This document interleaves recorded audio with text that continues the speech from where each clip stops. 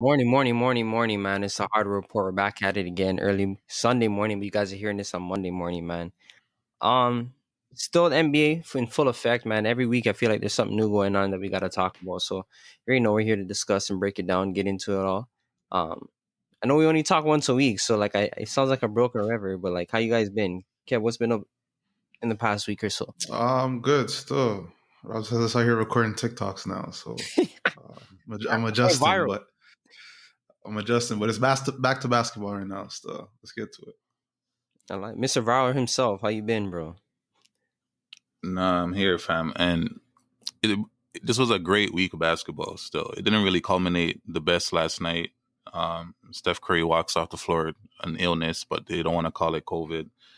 But, like, and I super like jinxed the thing. Like I said that, COVID hasn't really had any effect on the league. And since those comments on Sunday last week, the shit got fucked. So I'm going to just keep quiet. We'll see what happens in next week, man. As you said, a lot has happened this week just in terms of postponements, some brash comments, but we're going to dig into it. So let's start because we got a lot we got to talk about today. So let's dig right into it. So first, we're going to start off with Draymond Green's comments on the double standard, right? So for those of you who don't know, it was after a game. They beat Cleveland. He went on a rant basically saying how loosely, and I'm paraphrasing here, basically saying how the NBA likes to hold teams hostage and how they're a bunch of hypocrites, and how they don't necessarily. Hold players hostage.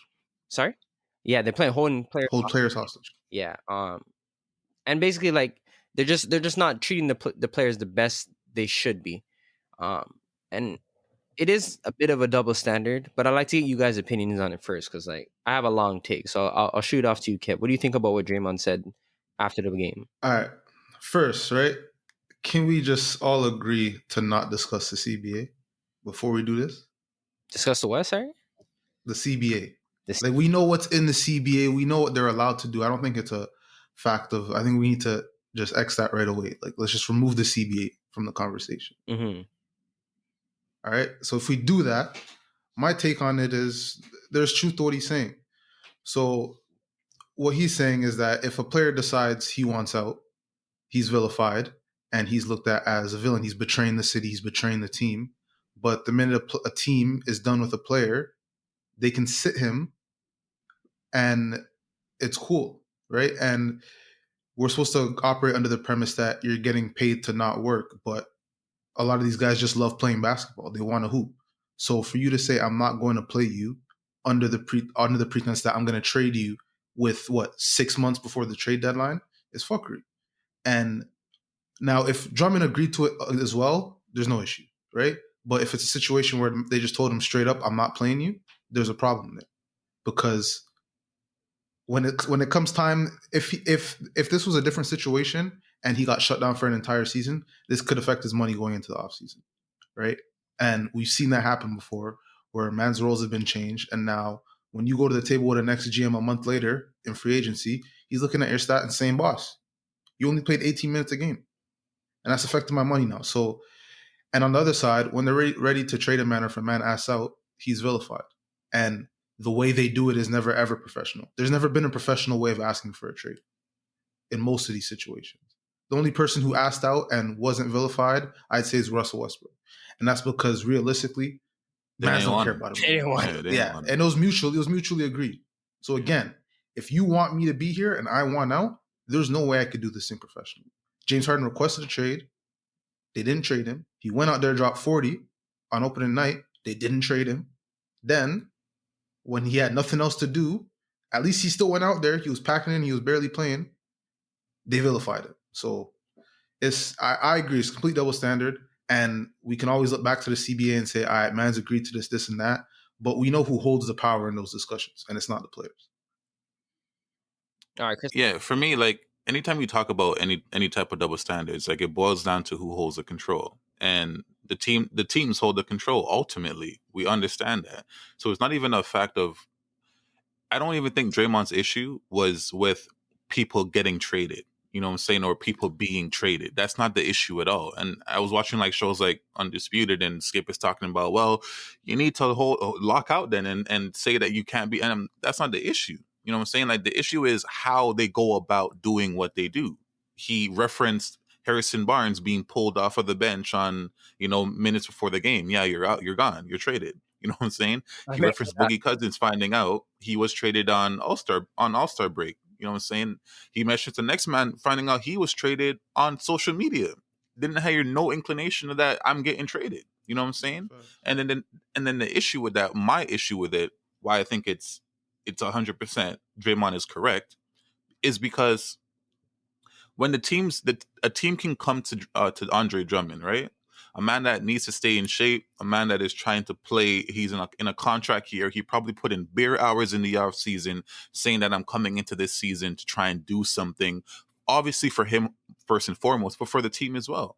And now you can come to him and tell him, sit down. You're done. You're not playing, right? So when another man is trying to do the same, when Harden is trying to do exactly what they're doing to Drummond, keep himself healthy, not risk injury, and just chill until my new team comes and pulls up. Now he's quitting on the city. Now he's quitting on his team. It shouldn't work like that. That's the issue I think Draymond's addressing. Both mans want to stay healthy in the situation. No, you want Drummond to stay healthy. Harden wanted to stay healthy because ultimately he knew he had another team on the horizon. What's the issue then? Sorry, quick Ross, let me go. That's a double standard he's addressing. And on that, my thing is, again, Harden, he could have took the AD route and he could have said, I'm not playing, but we know that's not in Harden's DNA. So he went out there and he hooped, but he wants out. He already told them he wants out, but he's still supposed to be 100% committed to the franchise at all times. But on the opposite end, when Houston's ready to deal him for a bag of peanuts, it's cool still. It's fuckery. I think the problem with me here is I agree with Draymond to some degree, but I also understand that, like, obviously we're putting the CBA regulations aside. I get that. But, like, I look at the NBA and say, okay, like, this is one of the more progressive. Doesn't matter. Family, but it does matter because if you look at the NFL, this type of situation doesn't happen in the NFL because you see pro. Well, it is happening now with the quarterbacks, but okay, yeah, that's for another podcast. Generally doesn't happen. And like NFL, you can make the Pro Bowl and get cut the next season, and nobody bats an eye. So like I understand that like this is supposed to be a players' league, and we want to give as much authority and autonomy to the players as possible, but like. I mean, like, it's one of those situations where, like, the team's going to do what's best for them anyway, and the players are always going to do what's best for them. So it's like, if it comes to one of these situations where they hit the crossroads and they're like, look, this has to happen, yeah, the players is going to be upset, but that's not to say that he's not going to go in the offseason and do what's best for him. I don't think Drummond's looking out for Cleveland more than Cleveland's looking out for him, right? And I think that's just a reality that people have to accept. Everybody's looking for their own brand, right? Looking to but their brand. But players are expected to look out for the team. That's the issue. And they're out for the city. They're expected to put themselves last in these situations. Right. And that's what we're talking about, the vilification. If Drummond said he wanted out, I don't think anyone would really care because we know the writing was on the wall with that once they got Jared out, right? But in other situations, my point is players are vilified when they look out for themselves. Yeah. When teams look out for themselves, it's in the best interest of the team. But it's unfair for a man to look at things in the best interest of himself. And that's my issue. It works both ways, though, because even, like, for instance, in terms of a contract, when a team doesn't offer a contract to a man, we always look at the team and say you're not doing what's best for the franchise by offering that person the money, right? So no, but they can turn around and say, this is what we just did was best for the franchise. It's not about our opinions, right? It's about they cannot offer, for example, Atlanta can let John Collins walk. Us three can disagree with that decision or agree. But at the end of the day, they're going to turn to the fan base and say, we believe this is in the best interest of us. Fair. If John Collins says, fuck you guys, I'm leaving, he did what's in the best interest of him. But he can be vilified for that because he's not looking out for the team. What about the other 13 guys on the team? What about the other 13 guys on the team right now that have to go fulfilling your contract, though, instead of Drummond? But it's one thing to say that when you have a contract, though. Because if you're not fulfilling your contract, at that point, you are abandoning the team, no? But here's the thing, Robs, right? And that's why in a conversation like this, you would have to not set aside the CBA for that reason, right? Because you have people that actually say, no, a contract is a contract, period. No, hold on. Before you go further, let me just make it clear. I'm trying to address those mans. But I'm just saying quickly. I think the difference here is, again, this goes back to my NFL example. When we're talking about guaranteed money, there's a different type of loyalty and attachment to the contract that we're talking about. And I think that has to be Obviously. respected. Mm-hmm. Yes, for sure. But here's my thing, right? Even if we want to say that when you sign a contract, you need to honor the contract, right? There's plenty of times where we're only seeing the contract for what the contract is, and we're not hearing what's happening, that led up to why he signed that contract. For example, Giannis, right? Giannis did sign his contract, and he is supposed to be there for 5 years per the contract. Mm-hmm. But we don't know what were the conversations that took place prior to him signing that contract, and why one day it may lead him to leave or say, all right, you guys didn't do what you guys had said that you were going to be doing within these however many years, and by this day I'm off it, regardless of the contract that I signed or not. And we had that conversation. What I'm saying is there's other superstars out there. We know what climate we're in right now. We're in win now climate, fam. So if a superstar's realizing he can't win, honestly, it should be common sense in this climate to understand that mans are off that, fam. Mans are off that. But I'm not saying that in every single situation, because when it was happening, I was also criticizing Harden for some of the stuff that he was doing. My sole issue is I'm only addressing the fact of Drummond can be sat down, and a superstar cannot sit himself down without hearing everything that comes with it. That's all I'm addressing. Fair. Essentially, this is okay if I don't want you. Period. You can That's you all can it do is. what you want. You don't need to play. You can cut as long as I don't want you. Cool. But Now, what if a player wants to stay? Okay, but that's a problem. It's a problem, right? Can it be addressed? I don't know. But if we're talking about whether it's right or wrong, if we're just addressing right or wrong, there's something wrong in that. Because I can leave my job right now and I'm not going to get vilified by the media. Obviously, being an NBA player, the media comes within all that attention, but there's a difference. There's something about you have a attachment to the individual fan over yourself. And I think that there's something wrong with that. Because again, the minute that team's done with you, you're out of here. They're done. I agree with both of you, what both you guys are saying, and again, I do think it's hypocrisy. I just think we have to really, really, really be careful when we're talking about NBA contracts specifically, because like a lot of these guys, they get these contracts, they get these incentives, they get these likely incentives all up in their contract. They tie it up, guaranteed money, and then it's like, okay, yeah, shit goes to the fan and you want out. And as a brand, as an individual NBA player in your brand, you have to do what's best for yourself. But you also understand that, like, yo, if a man's pouring $60 million into his books for you, it's going to come with some criticism when you need to make that move. And I think it's just inherent in the contract structure. Because again, if you wasn't guaranteed money, you guys can come to a buyout situation. It'd be a lot easier. It'd be a lot easier to make your move, and I don't think you'd be scrutinized as heavily, right? Because then it would allow the team to have the freedom. But when I'm giving up picks and I'm doing this and I'm getting all this, it's just messy, bro. All right. With that said, why doesn't Cleveland come to a buyout agreement with Drummond? Because they want to trade him for picks, right? And those things that make it messy. Yes. Facts. Yeah, because if he was untradeable, what did they do with Blake Griffin? Because he's untradeable, they cut him. They worked on a buyout. Right? Boogie. Or they're working on. They're working on a buyout with Boogie. Yeah. Right. So again, it's the same situation. If you're valuable to me, I'm not cutting you. I'm gonna trade you, and I'm gonna make it messy. But if I can't get anything for you, let's deal with the buyout. So Drummond could be on a next team in a week if they work on a buyout, but they're not going to because they want picks. They're gonna make it messy themselves.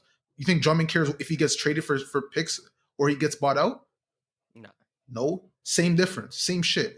Regardless, he's getting his money. He's going to be somewhere else. So it's not about that, in my opinion. I hear that. That's a valid point. I never thought of it like that, but that's a valid point still. I don't know. I just think I don't know. I actually don't know because I just feel like it's hypocrisy at the highest level, but at the same time, like it's like I don't know how to fix or address the issue. Like, I guess that's no my next question. What's the solution? There's no way to fix it. The way you fix it is exactly for players to do exactly what they've been doing. Honestly, that's just all it is. Because just saying fuck the contracts. What we do know is when a man says I'm out, I want out. He wants out, and he will get out. It's not a matter of I've never seen an instance where a man says I want trade me and he's not traded. You can hold out all you want to hold out. At some point, you're trading him. You know what I'm saying? It was looking like Harden was going to be that man, and then he just started walking for and 48 then minutes. so that's what we know. So like the players understand that. Like agents at this point is what the conversation is. When a man wants out, how far are you willing to go? Like, are you willing Harden to had do on what the you need fat to suit do? in pregame. Yeah, like that's what I'm saying. He came out like Fat Easy, Albert. fam. Like, Yeah. how far are you willing to go to get what you want? Because we understand what these players are, and just the last comment is, these teams lost all credibility when it came to stuff like this with IT. We will never forget IT. We will never ever forget IT. So it doesn't matter how far these players go. At the end of the day, the legend of IT will forever live on, and it will never go away, bro. Never ever. Yeah. Sorry, one thing for me too. I also have an issue with GMs lying to mans, having the ability to tell a man, I'm not going to trade you, and then trade you 30 minutes later. That's a fact. There should be that. There's something wrong with that, because that's a man just lying to your face, and that's okay.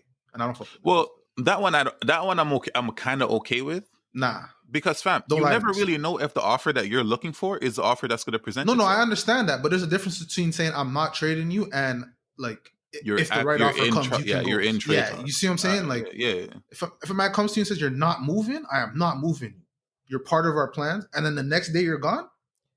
Bro, come on. I remember the Wizards GM went on the fucking Zach Lowe podcast and said John Wall is a part of our future, and a week later, they all do it though.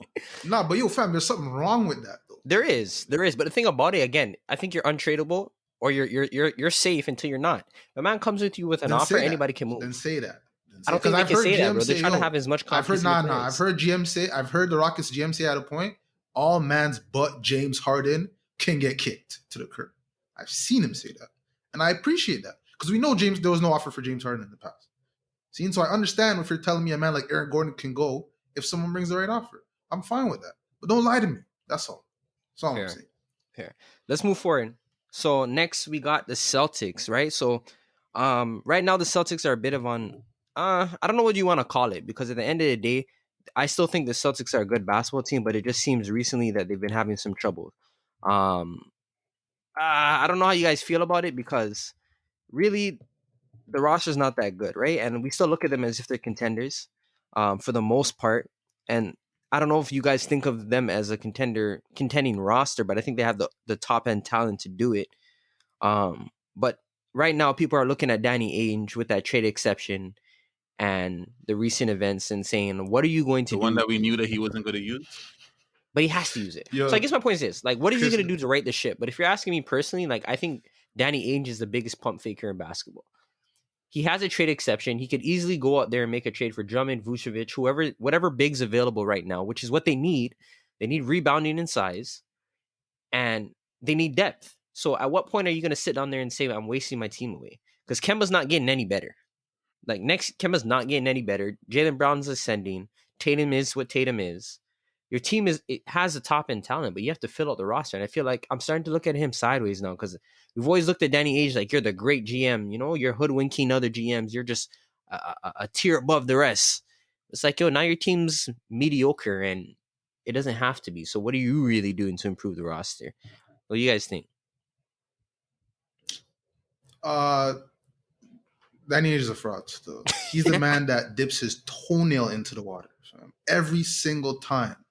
And at the end of the day, he's not coming out with nothing. He's in the mix for every star player that's been on the market in the past 10 years. And he's never got one of them. The only thing they did was land Hayward, and that was because Brad Stevens was his former coach. Was his coach in fucking college. Yeah, in college. So to speak to the Celtics specifically, they have that trade exception. They're going to have to use it still. We can't just keep Biden by the... No. They're going to have to use it. We can't just keep Biden by... Again, it's starting to look like the fact that they fleeced the Nets, I could have did it. Because Danny Ainge is not saying nothing since then, fam. And I don't know what he's done. He went out and got Kyrie. You can't put that on him still. Why? He went out and got Kyrie, but at the same time, in that same transaction, he did IT super dirty. So I can't even really rate him for that. And since then, he's been in the mix for AD, Bradley Beal, Jimmy Butler, Anthony Davis, Paul George, everybody. seen. And all you've done since then is sign Hayward, lose him, and get this trade exception, obviously. And now you're looking at Drummond as your only possibility to acquire. I don't think there's any chance they get Vucevic. They don't have the assets to acquire him. So I think they have to use that $28 million to just fill out their depth. And again, they don't need Drummond. They have Tristan Thompson, who essentially does the same thing. That ain't Thompson's dog shit. No. I understand he's washed, but he's you have way more needs than a man that you might not even start in that might not even finish games for you, bro. But the thing about it is, when I watch Celtics games, like for the most part, when Kemba was out, they used Jaylen Brown and Tatum to do a lot of their creating. Fair. That's not their natural role, but they can do it as high level talent. Marcus Smart's at a career high in assists right now. But when I look at, first of all, Daniel Tice starts every game with an illegal screen. That's the first thing. Like, that nigga sucks.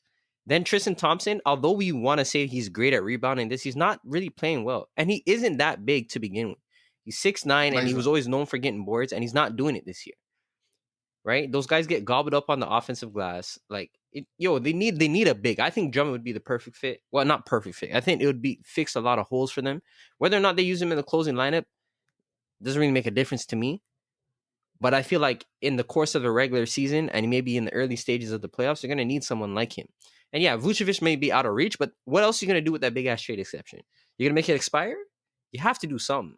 Nah, I'd say you break that in. Like, you break that down still. Try to acquire at least two men that can come off your bench. Because, they're thin, fam. They're thin still. Thin. Because, they were thin last year. Bro. Thin still. They were thin last year. I remember one of the pods I was arguing, and I was saying, like, don't talk to me about that trade exception. Because I already know what it is with a man like Danny Ainge.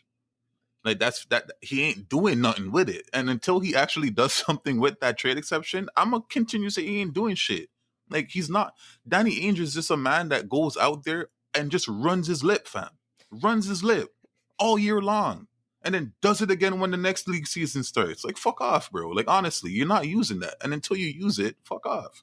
But for me, like, the issue with those guys, bro, the way I see them, they're a poor man's Kawhi and PG, but I really look at them now and it looks like how I used to look at the Raptors when it was DeMar and Kyle Lowry, right?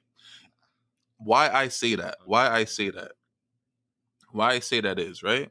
You have two mans that can go out there and do shit for you. You know what I'm saying? That can really go out there and do shit for you.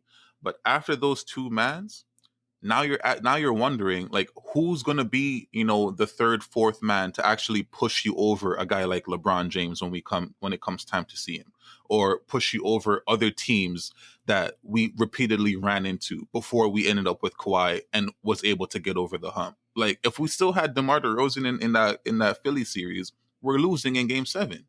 You see what I'm saying? So for me, it's like, I believe, like, Tatum. The issue with Tatum is that. And Brown, they're both ISO dependent. And in the playoffs, I don't feel like they're going to be able to be that efficient in ISO possessions. Now I'm saying, who are the others that are coming around, to muck? Yes, Marcus Smart can, but you already know Marcus Smart can go south as easy as he can go hot. You know what I'm saying? So, like, I believe Marcus Smart can win you a couple games, but he will also lose you a couple games. So, like, who's the player? You know what I'm saying? Who's the player that's going to go out there and be like, I'm going to hold it down? They're looking for Peyton Pritchard to be that player, fam. A rookie out of Oregon. Kemba. But we've seen Kemba get played off the court too many times in the playoffs. Too many times. And he's only been in the playoffs for a limited amount of time, yes, but, like, now he's older, he's slower, and he's also has his knee that's achy breaky. So, like, for me, I'm like, I don't know. Like, I look at them like Toronto back when I was looking at Toronto, and I'm saying they have the talent. I see the wins. They're not even really winning, but I see the talent. But, like, do I really trust in them to beat the top of the top, to make it above? I don't know. There's a huge difference between Toronto and the Celtics, though. The difference is those mans had absolutely peaked. We're talking about mans that are like 23 years old right now still. But did they peak, though, in 2014 and 2015 times? Can we actually say they peaked when it looked like a man like, what's his name, DeRozan, started shooting threes? You know what I'm saying? I think he had like Nah, but 28 points a game I'm that year saying, in 1 year. yeah, but I'm saying DeRozan's like 27 at that point. At that point, that's my Yeah, point. yeah. What I'm saying is like you're looking at the Celtics. First of all, Tatum had a great playoffs last year in whatever ISO situation you're talking about. Jaylen Brown struggled towards the end, but he was missing wide open shots. He couldn't hit a shot to save his life. So I disagree with you on that, and I just think they're better. I think obviously having two wings with size is better than a man in DeRozan who's playing 2-point game and Lowry who's obviously undersized, as great as much as we love him. So I think there's a huge difference, and I think looking at that Raptors team, I can't remember who we relied upon after those three guys. But that's my point. And right, and I understand, but none of those guys were even of the ilk of Kemba Walker. And I'm the first man. I told Mans months ago, Kemba Walker's knee is done.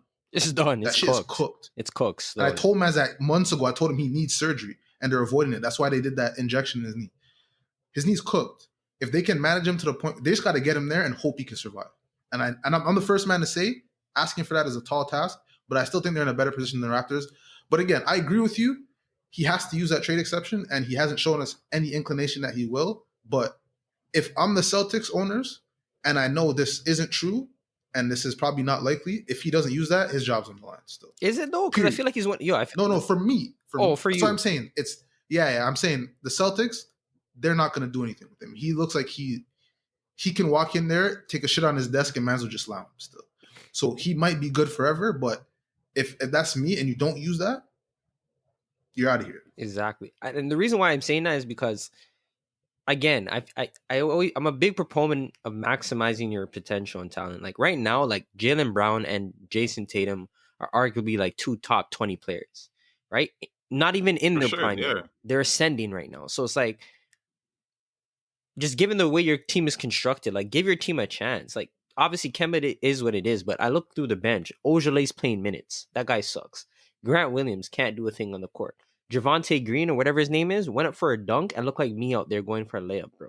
No athleticism. It's just like he's pretty athletic. Nah, bro. You guys didn't see the rim the time he drove to the rim and couldn't pop off the ground. I watched him a lot. I watched basically. I feel the like man couldn't pop off the ground, bro. It looked like I feel like that's all he can do though. What? Oh no, that was one time when you like all man's blow a tire at one point. Like he just blew a tire in that situation. I've seen it 3 times now, 3 times now.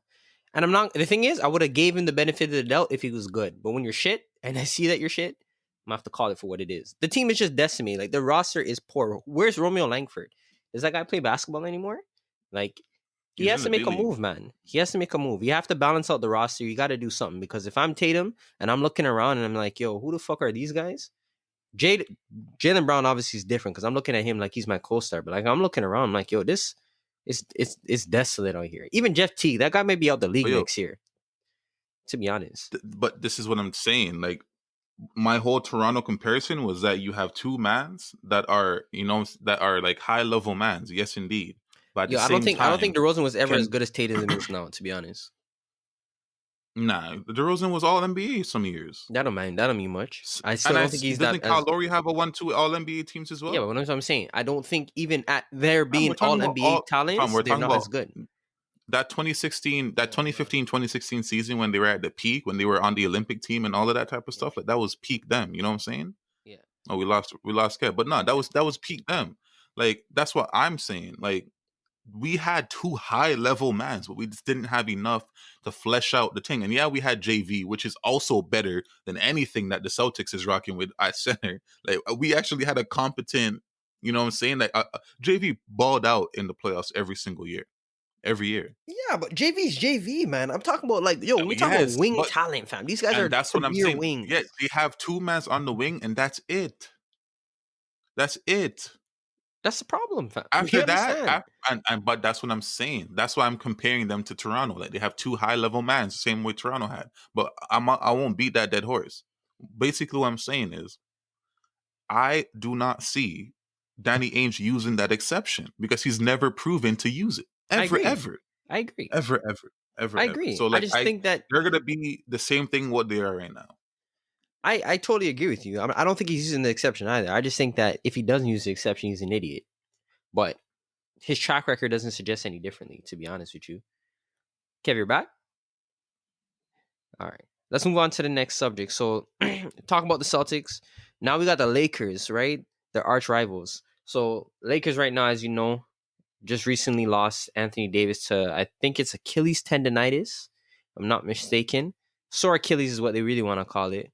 And the Lakers have lost 2 games since. I think he went down. They lost to the Nets and they just lost last night to the Miami Heat. So I'm not saying that they're sliding because they still got LBJ. Oh, kept gone again. But we still got LBJ on the squad. But honestly, it's looking a little spooky because I don't know if LeBron having to play at the level he's going to have to play at to sustain where they are right now is going to be the best scenario for him heading into the playoffs. I always know, like, LeBron James, the Iron Man, leader in minutes, this is that. Like, but yo, that's going to take a toll on you. And especially if you want to stay competitive in the Western Conference, he's going to have to really put the pedal to the metal because Lord knows when they're going to bring AD back, despite the fact if his Achilles hot or not. You know what I mean? For me, if I'm the Lakers, I tell LeBron James, listen, whether you like it or not, you're playing 30 minutes a night. Period. 30 minutes? That's it? 30 minutes a night. In games where we have the opportunity to win the game, 35 is the max. But you going out there and playing 40 minutes plus, it just won't happen anymore. It won't happen because what we aren't going to do is we're not going to lose one man and then potentially lose the next. You know what I'm saying? We're not going to lose one man and then burn out the next.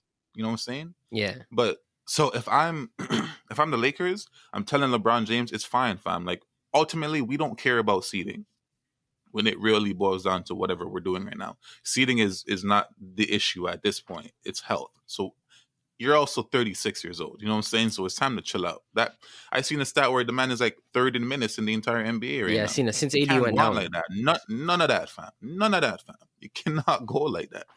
But the next thing I want to address with LeBron James, fam, and it's what man's been saying about him. I've always been on the side of saying, you know, you make the right play. But this is getting ridiculous, in my estimation, right? Last night, Lakers had 2 opportunities, fam, to go ahead and to tie. The go-ahead basket, it was ran for Wesley Matthews. Foolishness, fam. Foolishness, fam. The tying basket, LeBron James gave it to Kyle Caruso. Wait, hold on. Yeah, rephrase that. Fam. Alex Caruso or Kyle Kuzma? Yo, whatever the fuck that nigga's name is, fam. Which one? Gave it to Caruso, fam. Pause, man. Gave it to fam. Pause, man. He gave the ticket to Caruso. Lenton Sheng. What is that, bro? What is that? Like, bro, it's like, I understand you want Europe's. I understand the whole make the right play argument. I completely get it, and I'm not trying to piggy, cherry pick when I want to use that argument and when I don't want to use that argument. But at the same time, I feel like there's instances within the game where I'm saying, nah, like, come on, bro. You know what I'm saying? Like, come on. Like, this is one of those times, like, you need to just do it.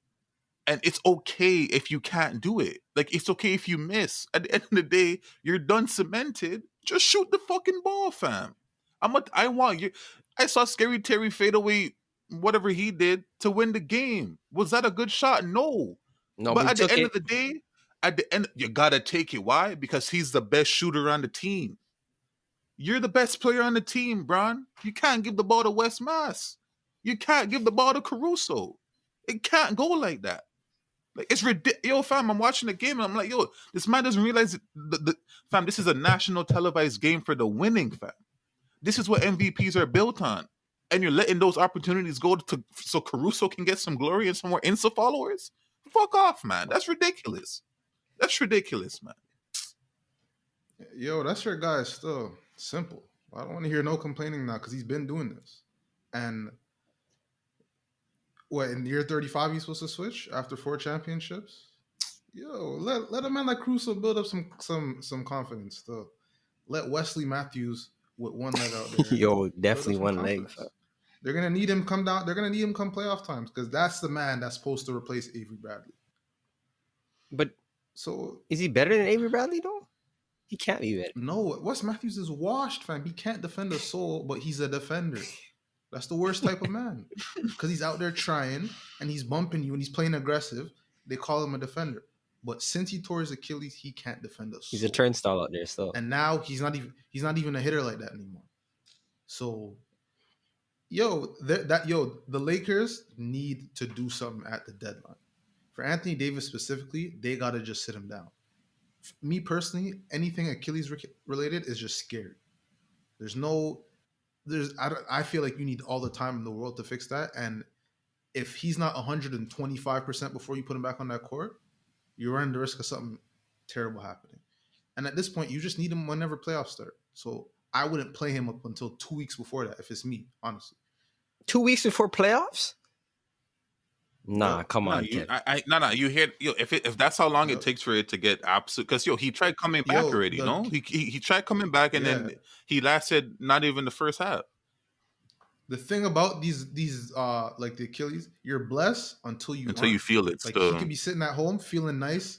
He goes out there, makes a move, and it's gone. The way I see it, it's one of those things where I see like it takes extended time off to get better. And obviously, I'm not a doctor, but fam, we've seen this before. Like the KD story is a big one. And looking back, he probably shouldn't have been out there. I'm talking about AD. He shouldn't have been out there when he came back anyways, for it to just go that quickly again. Now, what are you going to do? Bring him back in like a month and a half after the All-Star break for what? Bron can win games by himself. Yeah, he's 35. 36. But you went and got a man in whatever. You went and got a man in AD who is known to be the glass man. So this is a story you chose still. This is what you signed up for. And I don't think Bron is going to fold under that. Just go get your 4 seed, whatever. I think they'll win enough games where there'll be home court advantage in the first round. And let AD build up like 2 weeks going into playoffs. And you're nice. I mean, that sounds like the ideal scenario, but I mean, the way the Lakers are looking right now, even with Bron going full throttle, bro, the team's it's not that good. And maybe because they're missing Shorter, that might be a key piece, but I don't want to hinge a loss on the missing of Shorter. Like, no, but that's a lot of buckets. They make moves. They got to get better. They got to get better. Yeah. They have to get better because... And with mans like Blake coming on the market, no. There's going to be opportunities. Blake isn't there. I'm not saying that's the solution. I'm talking about mans like Blake. I'm saying... I'm going to make it. There's going to be people that come on the market. I'd rather school Boogie still. Nah, Boogie needs to go to China, but we're going to talk about that, though. But it's about time for us to take a first break. When we come back, we're going to get into some of the likely destinations for some people that are ready to switch teams or have been let go by teams. So stay tuned. We'll be right back after this break. And we're back. Small little break, but we got a lot we got to talk about in the second half, man. This is the part I've been waiting for to talk about all week. So, this past week, a lot of players, for the most part, have been rumored to get traded, whether they've been sat down, outwardly said they want to be traded, or just damn near outright waived. So I know we already touched on a few of these people, but let's just dig into it and see like what's the best likely scenario for them moving forward. So I'm gonna start it off with Andre Drummond. For everybody that doesn't know Andre Drummond, you should. He's probably one of the best rebounders in NBA history, statistically speaking. He's a big that doesn't really like, he gets the block and steals numbers. I don't know if he's playing good defense, and I genuinely don't know if he's playing good defense. And he's kind of just like a lug out there. One of those guys that thinks he's better than he actually is. He's right now sitting on the bench of the Cleveland Cavaliers because Jared Allen came in and kind of stole the spot. So he's definitely going to get moved. I don't know what the best scenario for Drummond is. I want to say it's the Celtics, but I think someone has to go to Drummond and really pull him aside and say, look, if you come here, we just need you to rebound, defend, and catch lobs. If he can do that, I think he'll fit in on almost any playoff. What do you say? He's not a lob threat. But then again, like, you don't have to be a lob threat on a pick and roll to be a pick and roll effective. So, like, it is what it is here. Go ahead. He's athletic enough to be a lob threat. But I just think he always wants to maximize his role, and that's not him. We've seen the highlights or the lowlights in what he was doing in Cleveland and that bullshit, man. Come on. So what do you guys think is the best scenario for Drummond moving forward? I think Celtics as well. Drummond's just a man that needs structure. We've seen this with Bear players. He's been hooping on Detroit for his entire life. He just lacks structure. He went to Cleveland, and they told him he can do whatever he wants, so he's out there doing 360 lays. If he goes to the Celtics and he can't do that, he's not going to do it. And he can find ways to be successful because I think he's a much better offensive player than he's given credit for. He's not a traditional garbage man where he can actually score out the post, but He has to be okay with getting like one of those max per game when you're in the second unit and there's not much going on. Like he's going to average 12 points if he goes to the Celtics, and that's probably the best thing for his career going forward, and he'll get a chance to win. I personally like Drummond in the sense that he seems like a man that's just always trying out there, or he plays hard, but defensively he's been trash. Pick and roll, he lives in no man's land. He's that guy that can't step up to the block the floater from the point guard, and he can't stop the lob. And that's probably his biggest detriment. And that might get ran off the court wherever he goes, to be honest with you. But it is what it is. Like, he's the best out there for the Celtics, and he kind of fits, I guess, as what we said they need. Other than that, Raptors, maybe. But I just don't think we have the pieces to go and acquire him in terms of salary matching. Yeah, like if the Raptors are going to do it, they're going to have to either include multiple teams, so the salary matching starts to get a little bit easier, or they're going to have to give up Norman Powell. And Norman Powell's been hooping. And for me, I believe like wings are generally the more valuable position. But when we're going out there starting Aaron Baines and we're trying to, win a, sneaky win a couple of playoff series out there, it's not going to happen. Not going to happen with Aaron Baines.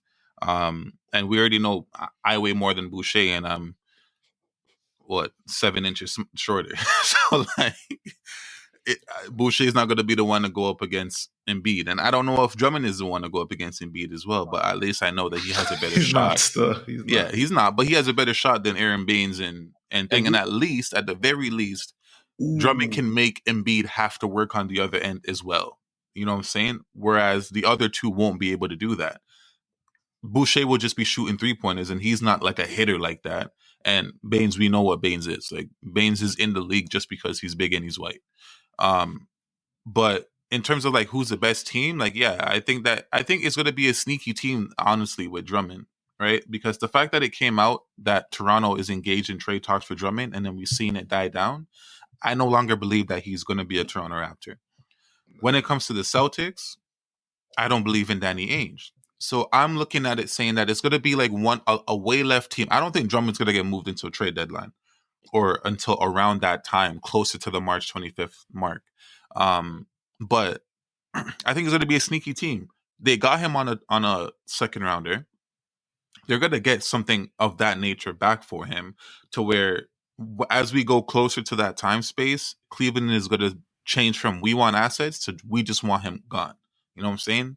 And then any team that wants a big can come now, but they would need to have, the cap space. And there should be teams out there with dead money. You know what I'm saying? It's going to be a team with dead money on their books, and they don't mind like dashing in. I don't know. I'm not saying Memphis would want him, but Memphis is a team where I can be like, yeah, go give him Gui and bring back Drummond. You know what I'm saying? Yeah, something Drummond, like that. But yeah, but why would they take Drummond's in expiring? But I'm saying no. I'm not saying Memphis would do it. I'm saying like a team that has a man like Gui. Okay, you're talking about Gorgie Dieng still. I don't know. Wait,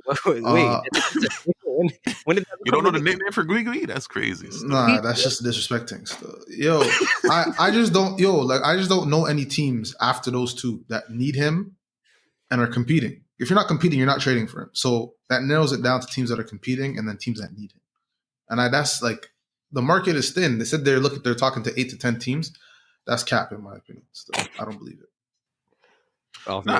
I don't believe that 8 to 10 are looking, but I believe that there's a good like six teams out there that's like, just muddling around, just pre. Who's competing and who needs a center? We named 2 already. Just name me one more, because I can't think of fam, one. You're looking at it in a way where you're putting too much sense into it, because the fact that Drummond even landed in Cleveland shouldn't have happened in the first place. You know what I'm saying? Well, they got him for free still. Exactly. And the next team is about to get him for free. No, but now his deal's expiring. Yeah, so what? I'm not paying $28 million, and I'm not competing for a man whose deal's about to expire still. That's just me. Unless I had a man I had a contract that I was trying to get rid of. You also want to get rid of. Exactly. But why would the Cavs do that though? The Cavs are trying to get off the money. If they get a good second rounder, like a second rounder like in the 30s, like why not? What's a good second rounder? Fam, the second rounder they got was 45 and below.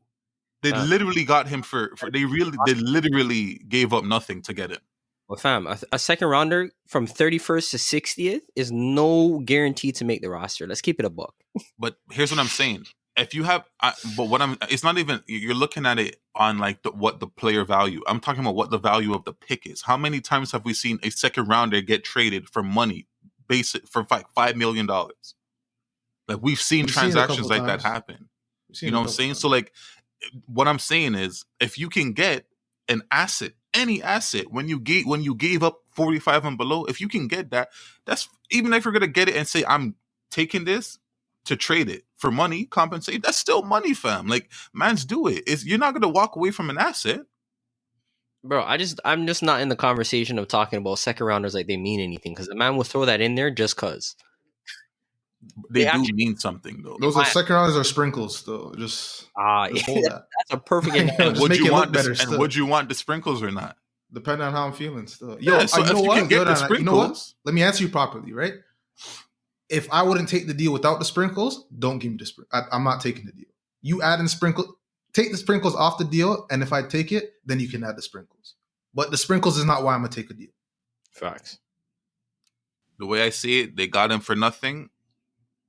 Getting some sprinkles back is something. That's the way I see it. It's better than just buying him out and having him walk. No, I hear that, but what happens when the next team is trying to give you a man with $28 million worth of dollars left on the books with multiple years? Then you don't do it, obviously. Yeah, then you don't do it. Then you don't do it. That's what I think. Because the Celtics could give up a second rounder and trade him straight up, essentially, with a trade exception. That's kind of why that one makes so much sense. Will he do it? And if I'm the Cavs and I have the situation with the Celtics, I'm not asking for a second rounder. No, that's fine. You don't have to. I know you can. You know what I'm saying? I know you can absorb it. So I want your first. No, I hear that. Right. I hear that. No, you can ask for it, but it's not going. Obviously not. You gotta ask for it. Yeah, you can ask. You gotta hold. You gotta hold out. You gotta hold their feet to the fire, because especially the Celtics don't have many options out here. No, but you also have to remember, right? What past the deadline, they're just gonna lose them for nothing.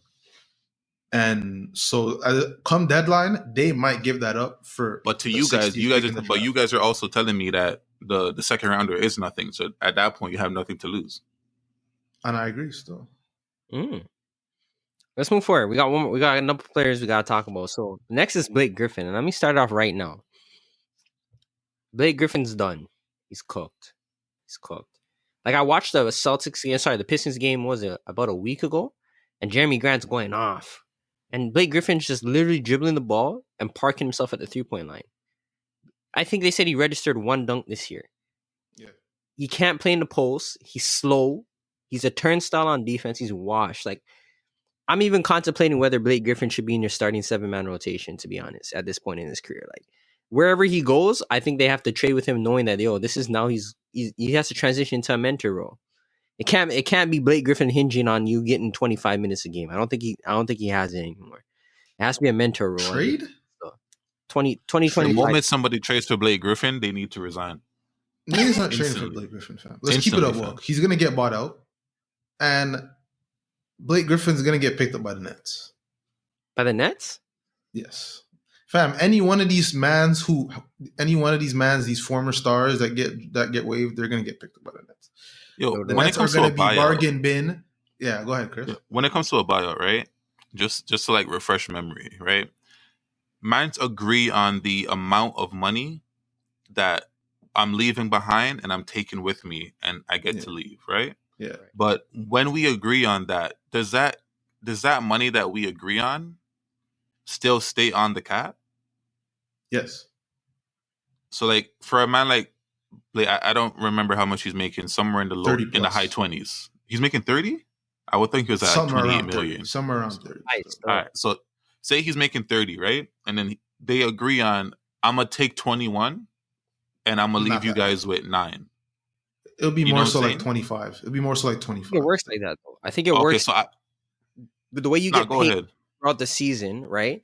Your salary's like divided based on the amount of weeks in the season. So I think obviously season they say, okay, you have 6 weeks of pay left. Give us those back, and then you can have whatever we already paid you for the first half. But the difference between the Blake Griffin situation and a regular buyout, which is why I think he's getting traded, is he has an option, a player option for next year. Oh, he's still in the contract next year? I'm saying, so he would have to opt into that player option and then agree to a buyout, and that's a lot of money to leave out. You know what I mean? Yeah, no, they can't buy him out with a year plus on his deal still. Nah. Yeah, he's not getting traded though. He's not getting traded. Who's trading for that? So then what happens? That's what I'm trying to figure out, fam. We don't know what's going on. Because if he can't get bought out, and I don't think he's gonna get traded, so he actually there's no way he agrees to a buyout still. There's no way, fam. Man, it's too much money to give up. Yeah, it's too much money still. It's too much money to give up, and I'm not buying you out with a year plus on your deal. I'm not paying for that extra year still. No, that's fucking. Unless, how bad does Detroit want him to get out? What are they gonna do though? Would they give picks? No, but that doesn't make any sense. At that point, you might as well just tell him, yo, just stay home for the next two years. Like, cool. Before I give up a pick for him. But the player association is not allowing that. All right, so then hold your reduced bench roll with 10 minutes a game. All right. But then you're paying me. Then you're paying me then. Detroit's rebuilding, so they need picks. There's no reason why they'd give up. Because, if you're trading Blake Griffin right now, you got to give up a first. Yeah, a first. And it has to be like you can probably protect it like top 3, top 5. But after that, that doesn't make any sense. Like, you're not that, I don't think they're that desperate to get rid of him. It doesn't even make sense, though. And no, I promise you, not a soul is trading for that man. I promise you. Yo, there's always one team. There's always one team coming out. No, man. Nah, there isn't still. No, man. If there's Kevin always Love one is still team on the Cavs. Yeah, if there's always one team, then man's gonna get waived. Man's gonna get bought out. Well, you have to understand, a buyout is different. A buyout is if you're coming to an end of the season where you're gonna just walk or do it. Drummond could get bought out still. I didn't know Blake still had a year left. He has a year left. I mean, it's wild. And that's an opt-in 100% still. No question. What is Blake at this point? Like, what is he? Is he a spot-up shooter? Like, what is he? I don't know. I don't know. I don't know. That's what I'm saying. He's sad out there still. It's sad. Honestly, it's Blake is when you transition past the point of like jokes. Like now you're being mean. You know when you have that gray area of like you can joke, but like now if you joke on a man like Blake, it's just mean, fam. Like we all understand what's going on with him. We all understand what happened. And to now, pile on, it's just like it's mean still. Because his career is over. And he probably understands that. He makes 36 this year, $38 million player option next year. And he's not. That's what I'm saying. No one's trading for that, fam. Nobody. Unless they throw in an unprotected first. That's the only way it gets done. Even with that, I'm not taking on 38 M's. No, I'll take on 38 M's. Unprotected from Detroit, I'll take on that money still. Yeah, obviously unprotected from Detroit. Of course you take that. If you're the Cavs, I'm taking that still. I'm taking that if I'm anybody. I'm telling my owner we'll hold this. We'll hold. If I'm competing, I can't tie up $38 million on a man that can't make my 10 man. I can't still. for unprotected first next year, I'm gonna do it still. Nah, that's too much money on the books. That could be like a quarter of your cap.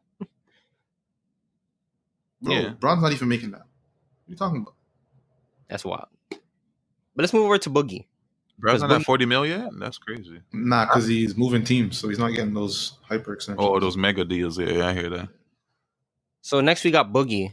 Demarcus Cousins just recently got waived by the Houston Rockets, saying they want to go smaller, which I think is a cop-out. I think that's definitely a cop-out still. Because if you want to go smaller, you would have went smaller. You didn't have to waive a man to do that. But well, you did though. Why? Nah. Because the pressure of man saying play Boogie. You don't want to have that. You don't want to have to look down the bench, see Boogie, and have to play him. But who's pressuring you to play Boogie? I hear that still. Nah. There is pressure, fam. Yeah. Who?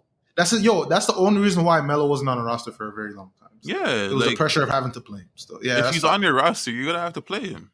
Boogie's been waived. Look down the bench and see DeMarcus Cousins, you got to put him on there. He's been waived 3 times. I think the sale is shipped. Yes, but like DeMarcus Cousins. Not like mans don't want to like, and it's not even to say he has minutes right now. Like when Christian Wood is there, he plays like 13 minutes, 16 minutes tonight, and mans don't even want to give him that. You know what I'm saying? Mans are giving him that reluctantly. So you gotta just waive him. If you know you literally do not want to play him, what you're not gonna do is DNP CD the man. That's not happening. And it was better for him too. Still, like yeah, again, mans can mutually agree to part ways when I don't want you. when I don't fuck with you no more, you can cut stuff. What? He's not on his way to China. Nah. Yo, Fam, 3 waves Nets, in a Nets, span of 2 years. Nets. Nets are gonna be in the bargain bin in the trash can looking for gems still. That's all it is, fam. They're gonna sign them. I don't think Boogie's good at this point in his career, and like I'm not picking him up. I don't think he's done, man. I just don't. He's done, man. Come on, you guys remember the old Demarcus Cousin? We're having too much nostalgia. No, I'm past that. I'm past that. I'm talking about not being an NBA player. Yo, not being. I'm not ready to say that yet. Blake Griffin is the epitome of dead food, and I don't think he's there yet. Yeah, he's Boogie isn't there yet. He's not there yet. Like he can still. The issue with Boogie is that, and it's a part of the issue with Blake Griffin is that they both now, because they can't get to the basket, they're both jump shooters and they're both inefficient jump shooters. The thing is with Boogie is that Boogie still can muck up the game in more ways than Blake can. He can rebound. You know what I'm saying? He can rebound, he can grab, he can get blocks, he can get steals. Like he can still do other things, whereas Blake Griffin is an all-around zero. So for a team like, those contenders like the Nets, the Lakers, Clippers, like why not? You know what I'm saying? Like why not bring him in? And the good thing about it is when Boogie Cousins has shown already that he has the ability to realize who he is, you know what I'm saying? And realize who he is within a team. He showed me that last year with the Lakers. You know what I'm saying? Like, so, and I haven't really heard anything about his playing time come out of him this year either. So yeah, bring him in. I would say the Lakers can bring him in and the Nets can bring him in, and he should be like he's better than Marc Gasol. He should be, bro. Marc Gasol is fucking dead food, same way. No way. They're both dead food, fam. They're both dead. What is Marc Gasol doing out there except for standing on the? Marc Gasol stands at the top of the key four times a game, misses 2 of them, and passes up 2 wide open jump shots. Like, what is Marc Gasol doing out there for you? Like, nah. Bring in Boogie. I want to be able to give you an answer, but I don't know still. Fam, Mark isn't doing anything either, so you might as well just go grab another body at the end of the day to just put on what? the bench, fam. You're talking about Marc Gasol and Boogie? Yeah, they're the same shit. They're the same shit, fam. No. They're the same shit, fam. Yo, Marc Gasol is a different type of defender where, like, at the end of the day, if you body, put him that's on, all he is. Right, and he's always been that guy. And he's more willing to accept his role still. Obviously, a man like Boogie still has 200 M's in his head, and rightfully or unrightfully so, that's just the fact of the matter. Same what we seen with some mans like IT, that 200 M's that you never got, you're always hooping for that. And that's the difference, I think, still, because a man like Marc Gasol is just here for the ride, and he'll pass up the shot, but that's a problem still. He's here for call the on ride. him to be in the post and defend the man, he can do it. So I think there's a difference. I just think the Nets are just so desperate for anybody that they'll be in there looking for man. I hear that. It's gonna be interesting because again, buyout market is supposed to start spicing up soon with the trade deadline. The trade deadline's actually pushed way back in March, though. It's a little. I think it's like in the 20s somewhere. But so a lot of this stuff won't actually come into fruition in the next couple of weeks. We might actually have an opportunity to talk about it again before we actually see anything pop off. But yeah, just generally across the board, I just wanted to talk about some NBA news. We have Jamal with the 50 burger, Joel with the 50 burger, just going around. It's a lot of things going on in the NBA right now. I don't know how to feel about it. What do you guys just feel generally about what's going on in the NBA right now? I'm cool still. There's a lot of postponements this week due to COVID and due to Wagwan in Texas. But looking back to how it was like a month and a half ago, fam, like I'll take it. Like I'm good still. Just season keeps kicking on. I think, are we approaching the point where they have to release the second schedule? Yeah. I think we're I think they said they're going to do it after the All-Star break. Oh, okay, so we're not that or close. Leading up to the All-Star break. Yeah, like I'm interested to see what that's gonna look like because, like, as of right now, we don't know when playoffs start, so that's kind of interesting. Facts. Chris, you got anything to say before we get out of here? Nah, yo, shout out to Murray. First player ever to do what he did. You know what I'm saying? 50 points, shooting 75 plus from the field, perfect from the free throw line. No, he didn't have a free throw. I think that's what they said. That was a stat. He didn't have a free throw. Yeah, he didn't have, but he was perfect from 3. I think is what they said. He was perfect from somewhere. I think it was from 3. And yeah, 50 nuggets. Like shout out to Murray. Like he has the talent in him. It's just about consistency. And then Embiid, another 50 burger. he's on his Shaq right now. Like, it wasn't 50. It was 50 and 17. Like, you got to see the 50 and whole thing. 17? It was 50 and 17, fam. Like, he's on his bully this year, and I Who's that really do against? The appreciate Hawks? it. Nah, not the Hawks. Chicago. Chicago still. That makes sense, though. But the thing is, like, when it comes to the whole COVID thing, I want to go back to when they were telling us who had COVID and who didn't. You know what I'm saying? But what does it Like, matter, though? It matters to me. It matters to me because I have, mans don't want to hear about fantasy, but I have 3 mans on the Spurs, and they said that 4 Spurs players tested positive. And I would assume that those 4 Spurs players who tested positive would need to quarantine for 14 days. Well, I can't go through another week of not knowing who those 4 are. You know what I'm saying? That's just me. Like, I would rather just know who the 4 mans are, so I have a proper time frame of when to expect players to come back on the court. But it is what it is. Well, I think it might be that although 4 players tested positive, everybody might have had to do the contact tracing protocol, which is why they don't want to release it, because it could literally be the whole team just has to lock down for a bit. Or am I wrong? It could be. I genuinely don't know. Yeah, that's what we saw with the Wizards. How long were the Wizards going when they got COVID? Fam, those guys didn't play for like 2 weeks, though. No cap. Yeah, you see what I'm saying? So, like, I just want to know if it's one of those situations where I'm not going to have a Spurs game for 2 weeks, and what do I do at that point? You know what I'm saying? That's all I'm saying. I hear that. I don't know. So wait, hold on. Quick question. You guys, I was having this discussion with a man on NBA Reddit.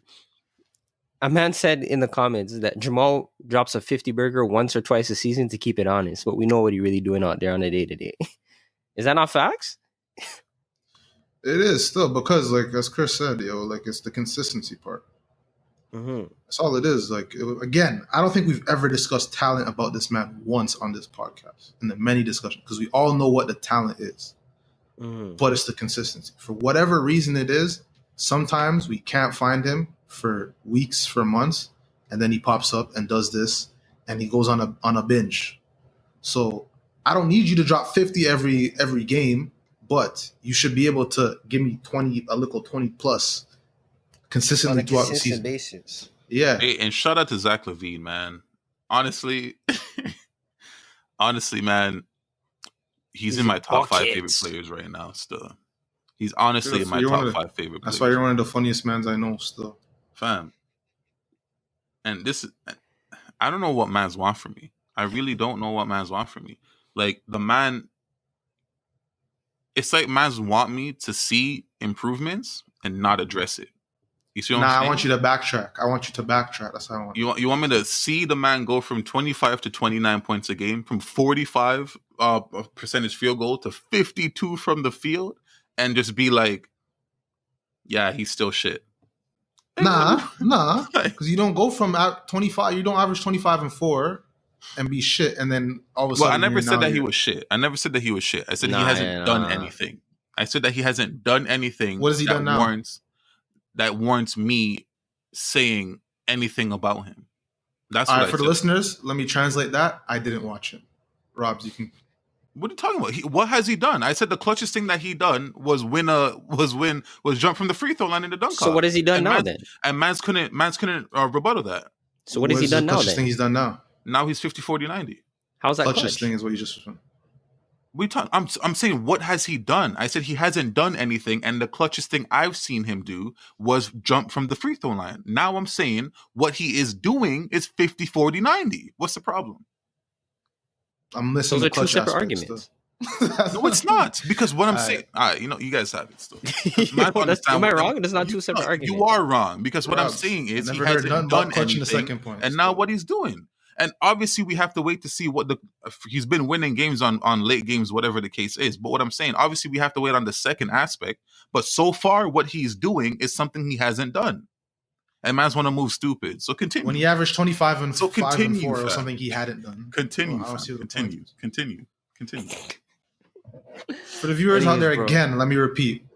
At one point, a couple months ago, Chris nearly lost his head because it wasn't a couple months ago. It was in the offseason when Mans tried to tell me that. Yeah, about 5-6 months ago. Fair? Yeah. Chris nearly lost his head because Mans brought up Zach LaVine in a conversation with Booker and Jamal Murray. Yes. Specifically Jamal Murray. Now, fast forward 6 months later, and you have it still. So, And I'm saying that he's a demon because he's been a demon. That's beautiful. We'll Yo, commenting on things that are happening in the league. Isn't that how let's wrap it up. Let's wrap it up, bro. I know we got a lot of things we talked about today. Stay tuned, bro. We have some big things coming up in the pipelines, man. Won't talk about it too much. You guys will just see it when you see it. When you hear it, you hear it. When you share it, you share it. Yeah, we got a lot of things coming up in the pipeline. TikTok, YouTube, obviously on all streaming platforms. Do it ever, man. Chris going viral on TikTok, bro. About to do it, bro. But yeah, other than that, it's the Hardwood Report. I said again, available on all streaming platforms. Make sure you guys like, comment, subscribe. We're trying to get that engagement up as much as possible. It helps out a lot, no matter where it is, whether it's on the streaming platform, the YouTube, the TikTok, whatever it is. The engagement really helps us boost the platform and share it to whoever needs to listen to it. But aside from that, I guess we can roll out when you guys hear this, and then we'll be back next week with a special surprise. So stay tuned and stay locked.